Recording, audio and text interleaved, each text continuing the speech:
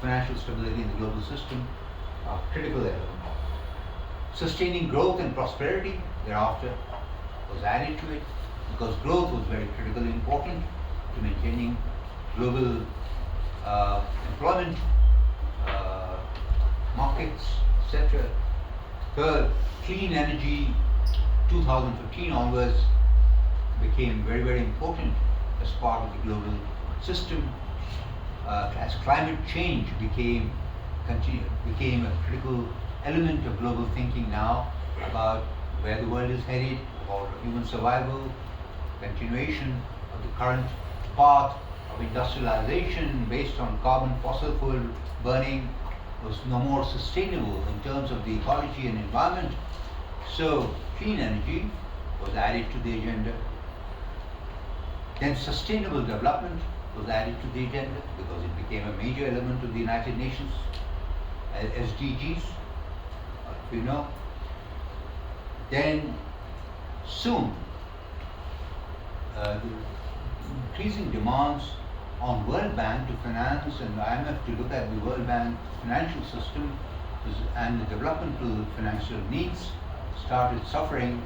So transformation and reforms of the World Bank and IMF were added to it. Along with that, the reforms of the World Trade Organization began to be felt. Why? Because China became the leading global trading partner by this time, because of the huge shifting of global manufacturing into China and then moving out. That is, export-import was taking place simultaneously. Means you're moving huge parts of manufacturing from the United States, from Europe, Japan, South Korea, etc. into China, and then the reassembling and then bringing it out. So it adds into both exports and imports. China suddenly became a huge global trading nation.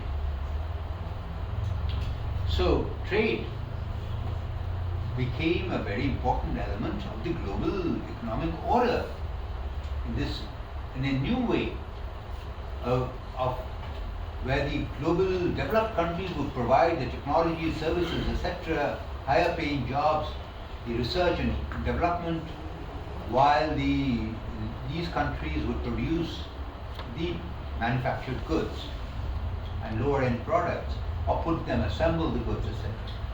But China was not a market economy. China was a communist economy. Though it had opened up, it had reformed, China was still run under a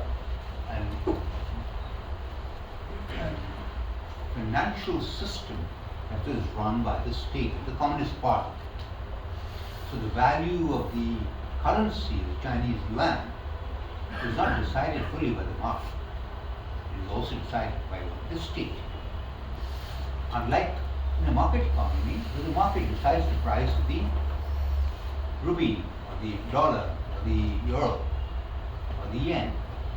And so, just because of strategic reasons, China had been in 2001 allowed in to the World Trade Organization, though it was not a market economy, a full market economy.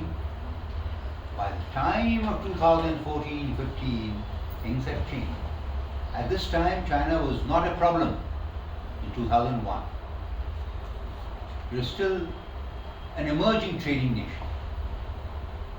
But over the next 10 years or so, huge transition had taken place in terms of global manufacturing shifting into China. But China was not a market economy. And therefore, Chinese goods were extremely cheap, priced cheaply, and they could then destroy the goods production in other countries simply by pricing them low, driving other economies to bankruptcy, to close down their economies. As you know, India was a major player in the global pharmaceutical industry, including basic drug production. Many of it began to shift into China. China did not have a major pharmaceutical industry as compared to India basic drug production and some of the ingredients that go into drug production were all manufactured in India. But they gradually moved to China because the cost of production in China was low. Similar things happened with Europe and Japan, South Korea, and others. But India was very badly affected because then now it has started importing those basic ingredients from China to India. As long as India-China relations are fine, there's no problem. Okay? But if India-China relations are not fine, then what happens? China can choke it off, right? China can cut off that trade. And China uses trade rampantly as an instrument in its diplomacy. So it did that with South Korea, it did that with France. So if suppose somebody says, I want to have good relations with Taiwan, China can say, okay, come on, here is it, off. This side close off. Philippines and China had problems over some of the islands, Spratlys, as you know. So the conflict took place over this. So China just stopped importing a large number of things that it used to import from Philippines, including huge amounts of bananas, etc., etc. That led to a huge crisis in the Philippines. Mongolia